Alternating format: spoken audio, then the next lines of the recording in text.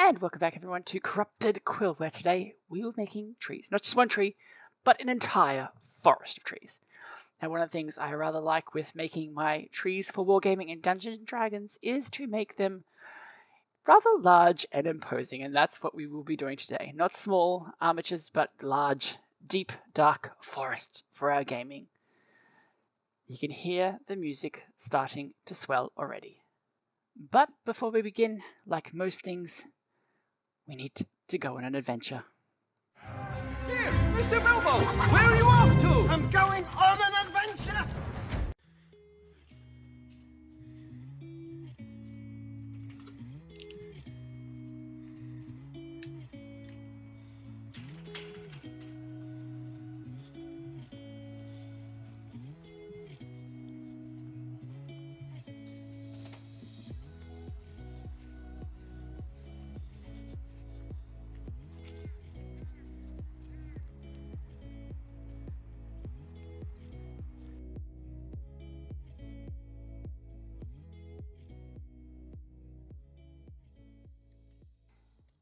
And here we are searching for some branches for our lovely tall trees. Now, one thing I have found in my crafting endeavors is nothing beats natural materials. Now, I can try and recreate these things.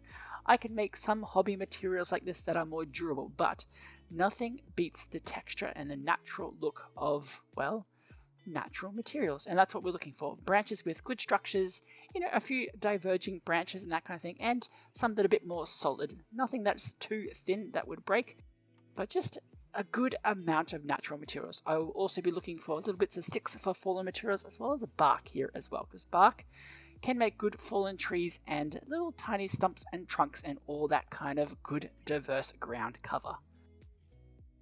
Now, once we have found all our lovely structures here, we are going to give them a little bit of a once over in the oven. A low temperature for around about 20 minutes will do it, just to kill any bacteria left in these. We don't want them actually growing on the tabletop here.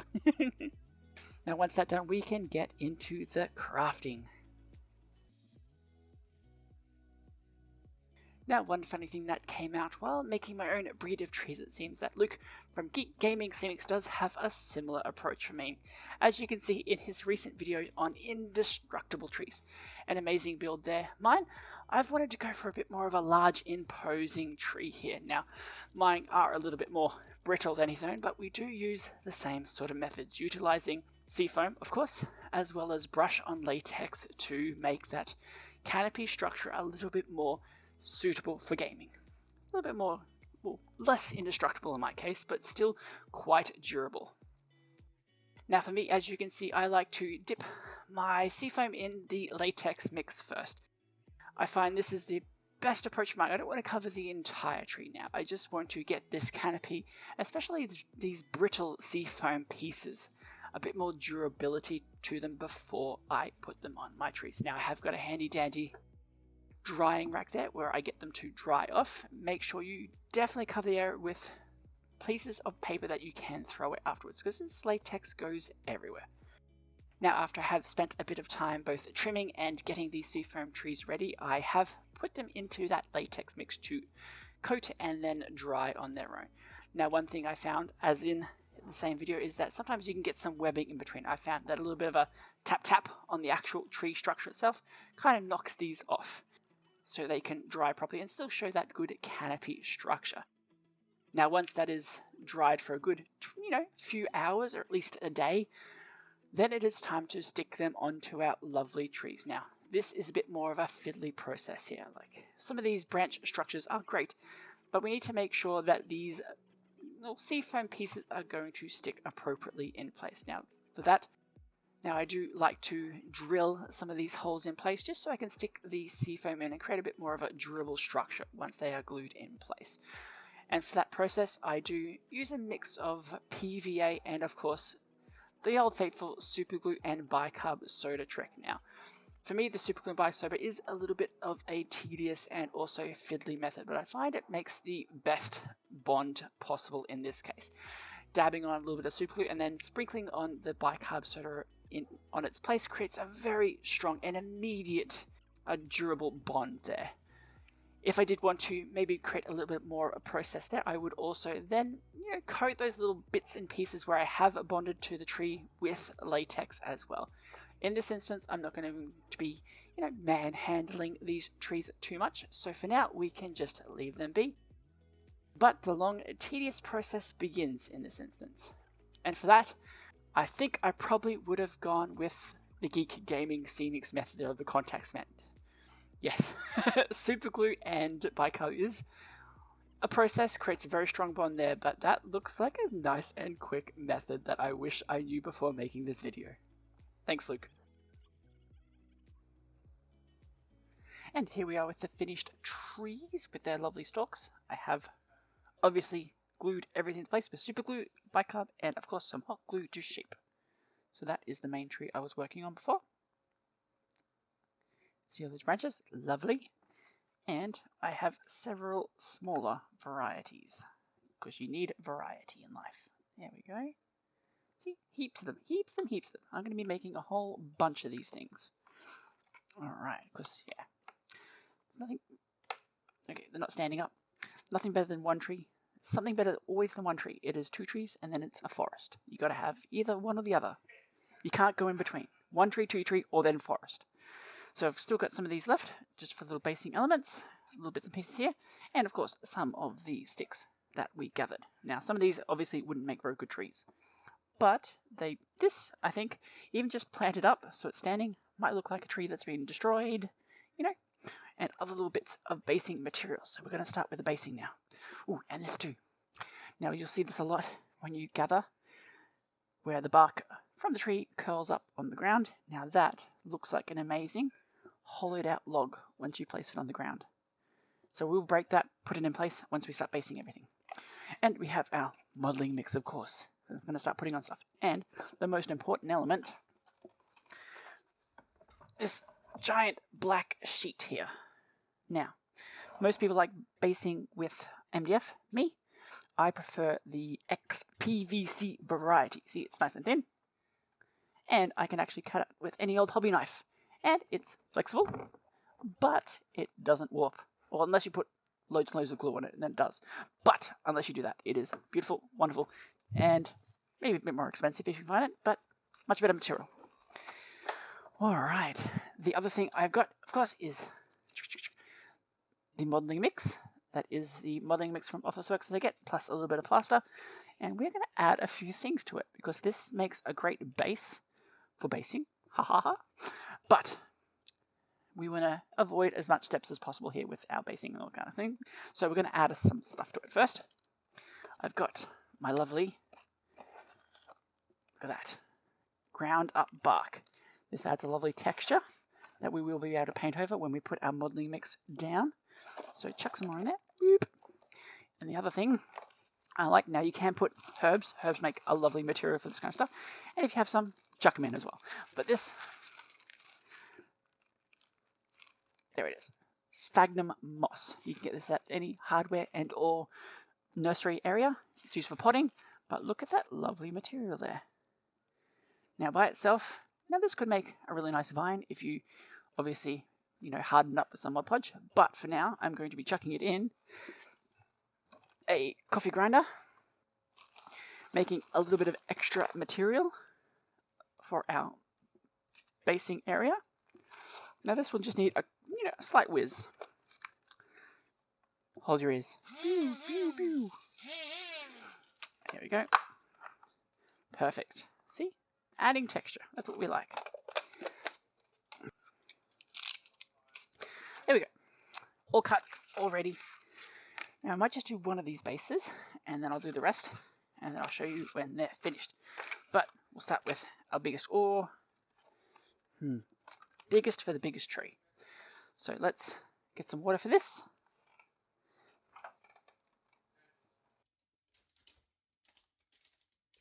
Now I was thinking that the best way to get these into position first is a lovely hot glue gun. I think that's probably the best option.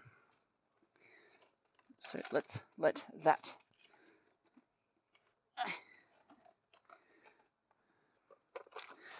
that start, doing its business, heating up. Pachoo! Alright, we're going to put, I think, one there, one smaller one there, and then maybe one of our little trees in the middle. Just to get some good variety in our space here. Yeah. Alright, we've got a plan. Now, okay, one thing with this is if you're doing a lot of work with them, they are quite smooth, shiny, and less prone to sticking to things. So we might want to rough that up a bit first.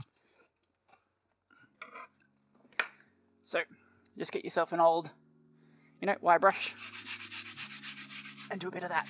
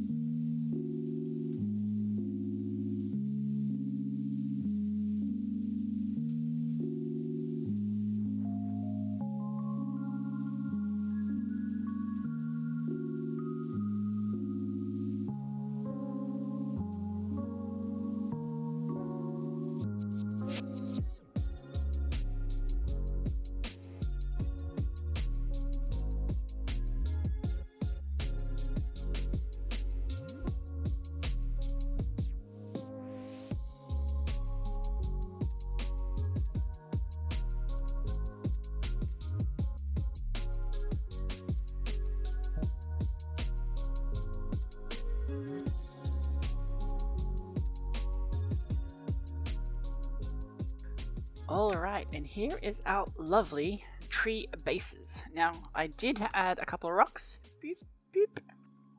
I just felt it needed it, Add a bit of variety to the ground cover. And I did that with a couple of them. Now I just, basic PVA, chucked it on, glued it in, and it's not dry yet, but it will be soon. Now, a lot of this is still very wet, but once it is, it's time to paint. Now, I am just going to give this a straight old coat of grey. I feel like some of these older bush trees, grey as a base coat is actually quite nice. And then you add, a few brown washes and it looks delightful. All right, I like it. And as you can see, I put a little bit of that grout along the tops just to blend them into the tree base a little bit more. And yeah, a few more. See, that's a smaller one, but you can see I've added a few rocks, bits of bark, all that kind of stuff, just to make these bases look very nice. And yeah, with that little modeling mix, I have moved around, so some of it is covering our little bevel edge a little bit. It's kind of hard sometimes to get it down there, but as long as you get a little bit, it's okay, because we are going to cover that with some of our other mixes as well. And I just kind of, you make a little divots around the place, little bits and pieces, variation in the ground cover. We don't want it one layer. We want it to be like, undulating. The word of the day is undulating. All right, see, and I like these little logs that we've made. See, the bark that's twisted around, how it's got the little hole in the inside. That is a lovely fallen log now. Very cool. All right, we are going to wait for those to dry, and then time to paint. Makes me excited. All right, next time. And welcome back to the workbench. Here we have our lovely trees. Now I have skipped ahead. I did do a little bit of priming on them, mainly giving them a grey coat and then a bit of a brown spritz, mainly on top, and a little bit of green somewhere, and a brown below. Now, of course, I did skip a little bit because we can do a little bit more this way. I glued on a little bit more onto the base. So I glued on a few more rocks, just mainly dabbed in a few areas around the place, big old clumps where I could put rocks as well as my dirt mix. Alright, so we've got this one. The first thing we're going to do today is just give it a little bit of extra colour. Now I have got this is the main wash I use now, obviously. I like this a lot. It is relatively cheap. I really don't like it for minis, but it is great for terrain. It's gone quite goopy now because it is a bit older. So I'm going to add this to a container, add a little bit of water, and then we're going to we're probably going to need a bit more for all of this. Then we're going to kind of need a bit more for a bit more water so it can go on all these trees and maybe a little bit of the ground itself as well. Right. Because that would be if you want your tree to be like a lot more brown than they are, that's your key. Just use straight. If you want them to still have a little bit of that grey tinge to them, like some Aussie trees do, I like a little bit of water. There we go. And of course, splashing it on yourself at the same time. That's how we flavour our clothes as well. Alright. Just going to use a big old brush for this. And mainly, look at the big one here. Of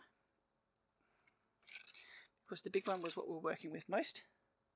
So I'm not going to do anything special. I'm just going to drag it all the way along its lovely bark and branches.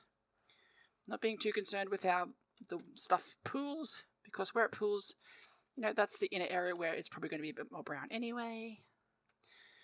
So we're just going to hit it. We're also going to hit some of those sticks that we left on the ground, make them a bit more brown as well as the bark. And if it hits the ground, that's okay. There we go. We're making our trees nice and brown. Alright, I like that. See how much colour that adds straight away. Just kind of soaks in, leaves a bit of the grey to the outside, but yeah, really browns and warms up that inner tree area, which is what we like to see.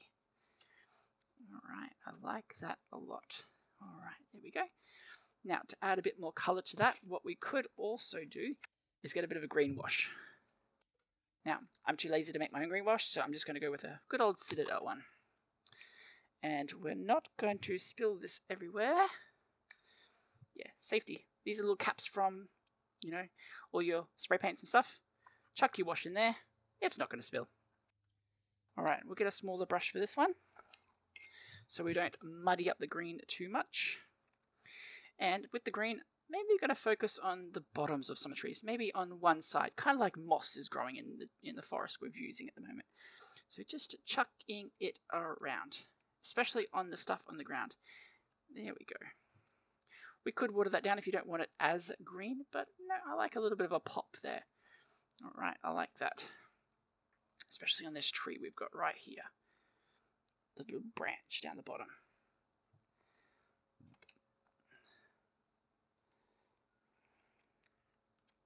Alright. All on this. Maybe even on those lovely mushrooms we've got there. See? Now we've added a bit more colour around. We'll get a bit more of that dirt. We'll muddy that around. Blend it in around those areas. And that green and that brown mixed together now makes a nice looking kind of muddiness to it. Muddiness? That is a new word. Muddiness. Right, see? Now we've got a few colours around there now. I like that. Looking sharp. Our trees have a bit of colour.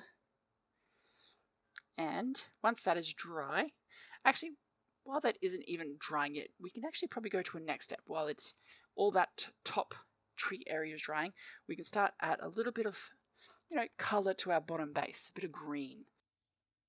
Now, we're going to get a bit of glue. I only deal in bulk. There we go. Going to use our small brush, and we don't want to put this everywhere because this is where our grassy mixes are going to be. So we kind of want to be a bit random in our approach. Maybe in some of the hollows. Let's open up this top area here. But we don't want to. We want to leave some of our dirt mix on the bottom part of it because that shows through. It shows the actual forest itself. show the forest for the trees. Now, one thing you could do here with some phlox and stuff is, of course, little bits of dried herbs and stuff like that. Looks great as fallen forest debris. I do really like using that sort of stuff. But I don't have it on hand right now, so we're not going to. But if you want to add, that's the thing with all these forest kind of things, it's all got to be about diversity. It's got to be about the fallen logs, a couple of mushrooms. It's got to be about little hollowed out bits. Maybe some clumps of dirt and rock, and that could be some overgrown stump. All of those things add variety, and that is what we want to see. All right, first thing I'm going to do. Actually, no. The first thing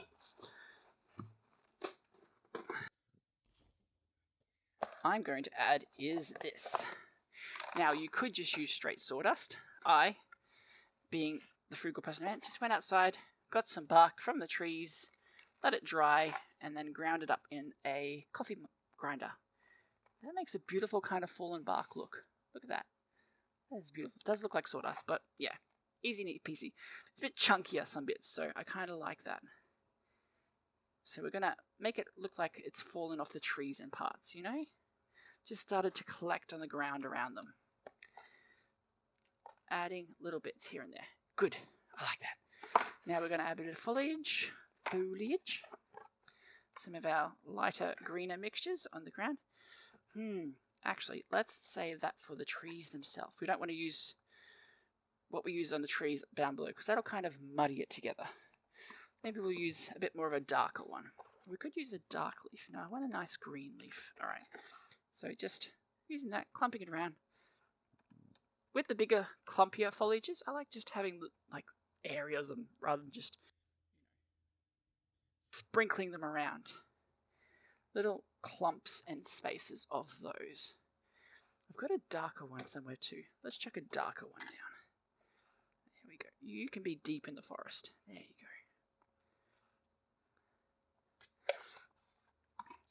And now for our blended. This stuff is a lovely color. It has greens and yellows and all that kind of thing in it. So we're just going to sprinkle this around over the top. I like the look of that. Just around the place. Not covering the whole thing. Not being too fastidious with it. Just moving it around. Sprinkling it here and there. There we go. I like that. Because some forests don't have much. We also have a bit of lovely static grass. I'm just going to do what I usually do. Instead of using one of those mixes, I just get a little clump, dab it in, and that sticks up around the place, kind of haphazardly. Forests aren't neat. They grow where they can grow. There we go. That is the spice of life right there. The spice of forest life. Alright, that looks pretty good so far. Let's put that one away. Now for a little bit of the blended turf. Our lovely earth blend instead of green blend. And that is just a bit more of a sprinkle on top. This is like cooked grass, dead grass. Bit of summer grass, which is where we are at the moment in Brisbane. Summery, lovely hotness. Alright, let's put that away. And what I'm going to do now, again, variety. We're going to use some of that glue we've got in our pot here. I'll move it over this side so you can see better. Bloop, bloop, bloop, bloop. Glue. I am going to add, there we go, a little bit of that green blended turf into that glue. That is going to do a couple of things. First, we'll get a very old brush that we hate. Well, hate is a strong word. Let's say an old brush that we don't use much anymore that has, you maybe left glue on it for a long time. We're going to use that to mix that up. And this makes a lovely kind of old moss that you can stipple to the trees. You could use your fingers here, you could use the pen. So we're just going to stick that around. Yeah, stick it in. Let's get our finger. And just stipple it around in places. Especially where you've done that lovely green washing spaces. We want that to be all around the place. Maybe even especially on these fallen trees. And now it doesn't look like much at the moment. It looks like a white goopy mess. But once it dries, it gives a kind of wet sheen to the grass. So it looks very moldy and old. Let's turn this around. Let's gump this up over here. You know, places where you don't think the sun would get to as much. Behind things, up tree trunks. Little bits and pieces now and then.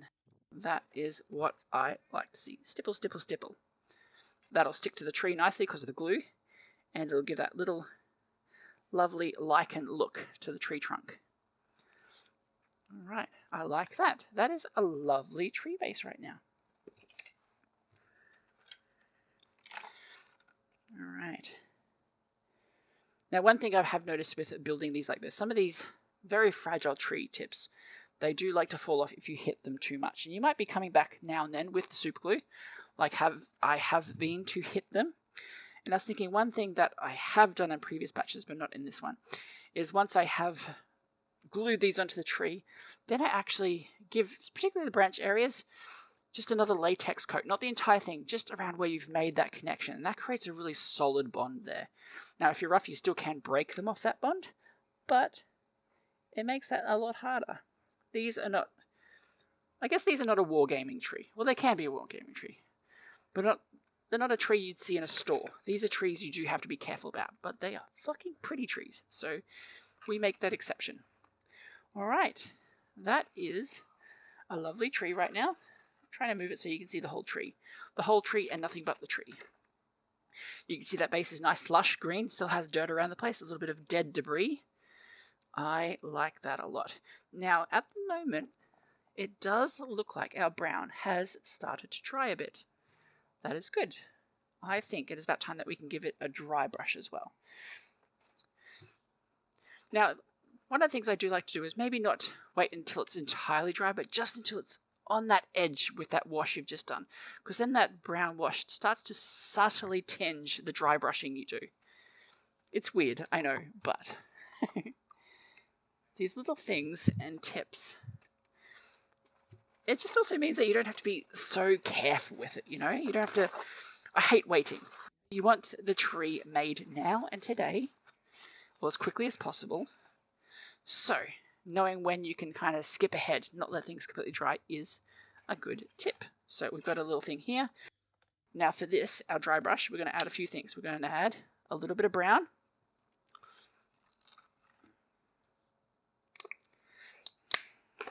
We're going to add a little bit of white.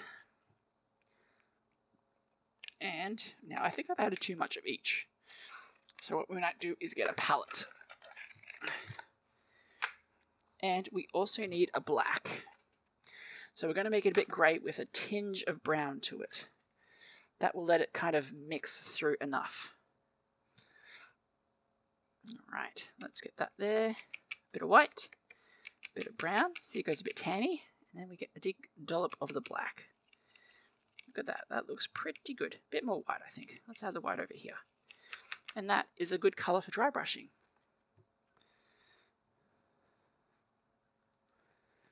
Can't really see it. There's a bit of glare on that. You can see that colour there. Let's move this camera slightly. One sec. There we go. I'm still learning a bit about this YouTube life, you know, making good shots for crafting. So if this looks a bit better, I was thinking this view might be a bit better. It's a bit harder to see what is happening on the camera, but I think it offers a much more, you know, lush view of what we're creating. So you can see the base of the tree, you can see the tops, you can see all the foliage, and you can see my lovely concoction down here. A bit more white. A bit more white. We want this to create a nice dry brush. As we use dry brushing, we can take off most of this colour.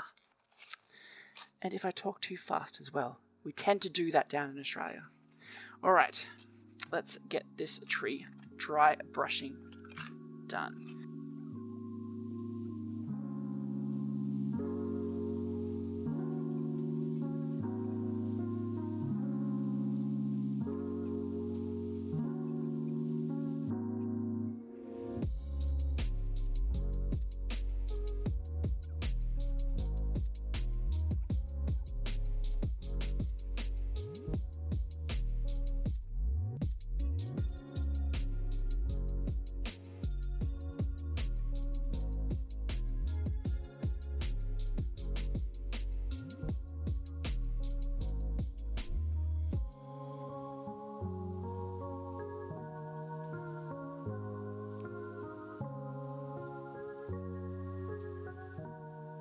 Our bark looks nice and natural, old bush style. If you wanted to hit it with like a tiny little extra white in that mix, once it has fully dried, that will really bring out just a few spots that you really want to hit with that highlight. But I think that looks perfectly beautiful for now. Now the next thing is starting to put the foliage on top. Now there's a few ways we can do that. 1, tacky glue, and 2, using like a spray adhesive. Now also 3, which is a mixture, and that's what we're going to do here today, because I kind of like the hybrid approach. Now I'm going to get a nice tacky glue. You can't see the name on this anymore, it just says tacky glue. This is actually even tackier than it's supposed to be because I leave it open a few times. It gets really dry and really tacky. Alright, what we're going to do with this, I'm going to use a smaller brush, and we're just going to kind of dab it on top of some of these branches here. That will, giving a bit of support, because if you're a bit too hard here, you will start breaking some of them. This will let us really bond that first layer of flock to them. Because what I found, if I just spray adhesive onto them, sometimes it won't be as strong, and some of them will dislodge as you kind of go about, and it gets a bit older. So we're going to try and get around that by just using a tacky glue first.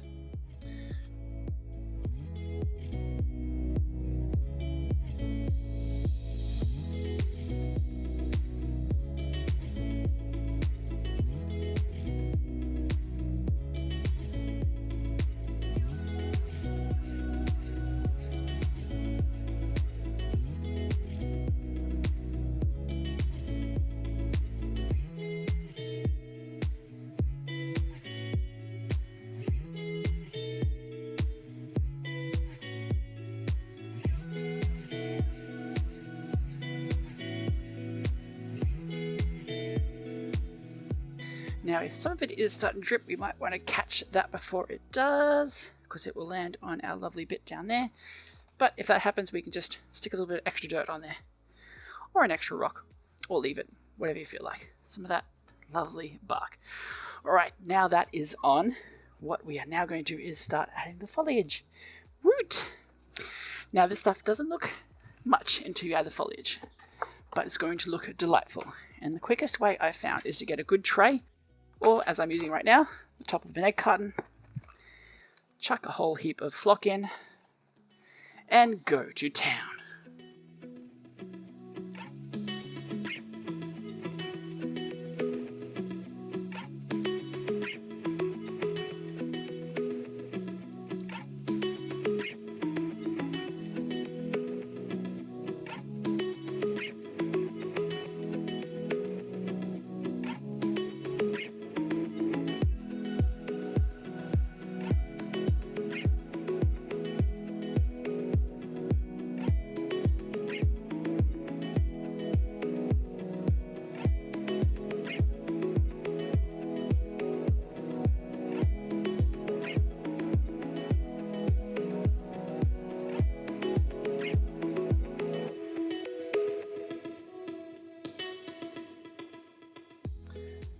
Now I think that would go very nicely on a table.